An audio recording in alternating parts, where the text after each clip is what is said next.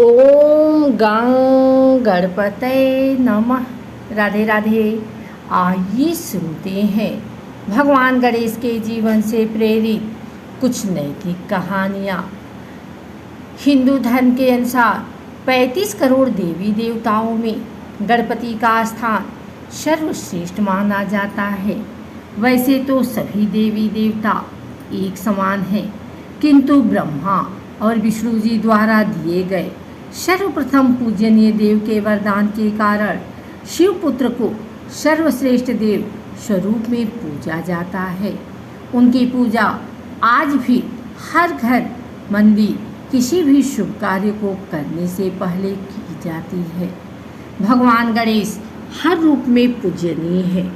उन्हें एकदंत, सिद्धिविनायक, अष्टविनायक के रूप में भी पूजा जाता है।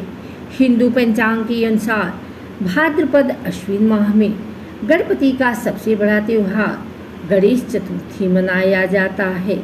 इस त्यौहार में लगभग 10 दिनों तक श्री गणेश की पूजा अर्चना होती है और 10वें दिन उन्हें विसर्जित किया जाता है।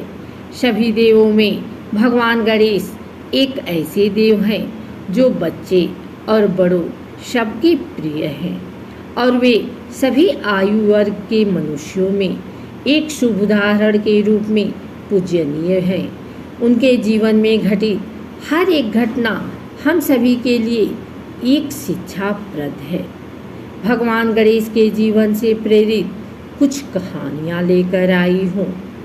भगवान गणेश के प्रेरणादायक जीवन गाथा के अनुसार विनायक, विघ्नहर्ता, गजानन, गजराज, लंबोदर, गणपति, शिवांश और इत्यादि उनके अनेक नाम हैं। यदि विनायक नटखट हैं तो विघ्नहर्ता गणपति उतने ही दयालु और कष्टों को दूर करते हैं। गजराज के जीवन से जुड़ी ऐसी अनेकों प्रसिद्ध कहानियाँ हैं जो आज भी मनुष्य जीवन को प्रेरित करती हैं। भगवान गणेश के नाम जन्म की एक अद्वितीय गाथाएँ हैं जो अनंत काल से पौराणिक कथाओं में सजोई गई हैं। भगवान गणेश की कहानियाँ सिर्फ बड़ों के ही नहीं बल्कि बच्चों के जीवन को भी एक शिक्षा प्रदान करती हैं। आइए जानते हैं उनके जीवन से जुड़ी कुछ कहानियाँ। विनायक की जन्म कथा। यह कहानी उस समय की है जब भगवान शिव हजारों वर्षों से अपनी तपस्या में लीन थे और उस दौरान माँ पार्वती कैलाश पर्वत में अकेले ही निवास कर रही थी। एक बार स्नान से पहले माता पार्वती ने अपने शरीर के उपटन से एक बालक की मूर्ति का निर्माण किया और अपनी मंत्र विद्या की शक्ति से उस मूर्ति में प्राण डाल दिए।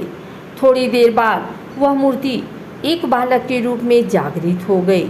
माता पार्वती ने उस बालक को अपने पुत्र गणेश के रूप में स्वीकार किया और उन्हें कैलाश का द्वारपाल होने की जिम्मेदारी सौंपी और बिना अनुमति किसी को भी अंदर न आने का आदेश भी दिया।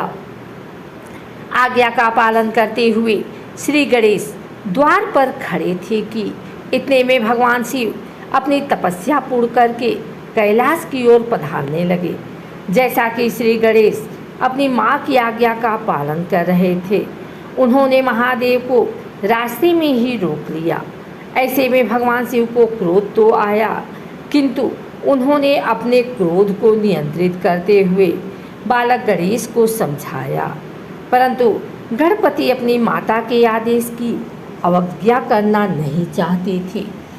यह बात इतनी बढ़ गई थी कि शिवगणों के साथ सभी देवता, श्री ब्रह्मा और श्री विष्णु व खुद महादेव भी बालक को समझाने में असमर्थ रहे।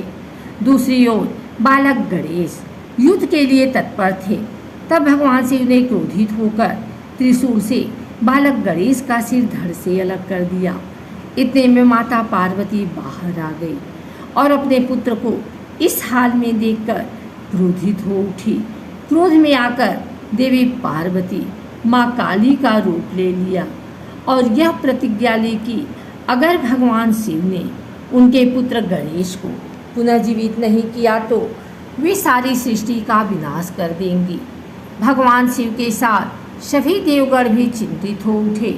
तब श्री ब्रह्मा ने सलाह दी कि सबसे पहले मिले उस प्राणी के बालक का सिर गणेश के शरीर से जोड़ा जा सकता है, जो माँ अपने बच्चे की ओर पीठ करके सोई हो। तब सबसे पहले एक हथनी मिली जो अपने पुत्र की ओर पीठ करके सो रही थी।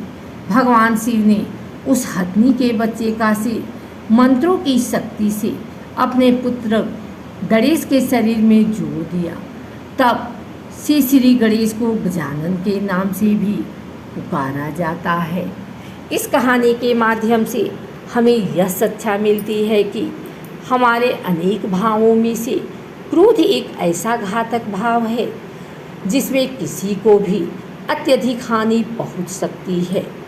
श्री विष्णु का खोया हुआ शंख। यह कहानी उस समय की है जब गणपति की नटखट शैतानियों से श्री विष्णु भी न बच पाए। एक बार श्री विष्णु ध्यान में लीन थे और उनका शंख कहीं खो गया, और लंबे अरसे के बाद जब वे अपने तप से जागे तो यह देख अत्यंत क्रोधित हो उठे। उन्होंने अपने शंख को हर जगह ढूंढा, उन्होंने अपनी पूरी शक्ति लगा दी, किंतु उनका शंख कहीं भी नहीं मिला। फिर अचानक उन्हें कैलाश पर्वत से एक ध्वनि सुनाई दी। वह ध्वनि उनके शंख की थी। श्री विष्णु तुरंत कैलाश पर्वत जा पहुँचे और वहाँ जाकर देखा कि गणपति वह शंख बजा रहे थे। भगवान विष्णु द्वारा बहुत देर तक मांगने पर भी श्री गणेश ने शंख उन्हें नहीं दिया। तब भगवान विष्णु ने महादेव से निवेदन किया कि वे गणपति से शंख मांगे, किंतु गणेश भगवान ने महादेव की बात को भी अनसुना कर दिया। अब गणपति को मनाने के लिए श्री विष्णु ने गणपति का विधि विधान से पूजन किया और साथ ही शंख वापस देने का अनुग्रह भी किया। तब जाकर गणपति ने खुश होकर विष्णु जी को शंख वापस कर दिया। यह कहानी श्री गणेश के नटखट स्वभाव को तो दर्शाती ही है, और साथ ही यह कहानी हमें विनम्रता का संदेश भी देती है। जैसे विष्णु जी ने भगवान होते हुए भी गणपति का पूर्ण विनम्रता और विधि के साथ पूजन किया। अगर आपको हमारी वीडियो अच्छी लगी हो तो इसे लाइक करें, कमेंट करें, शेयर करें। हमारे चैनल को सब्सक्राइब करके बेल नोटिफिकेशन ऑल पर सेट कर लें, ताकि आगे आने वाली वीडियो सबसे पहले आप तक पहुंच सके। धन्यवाद।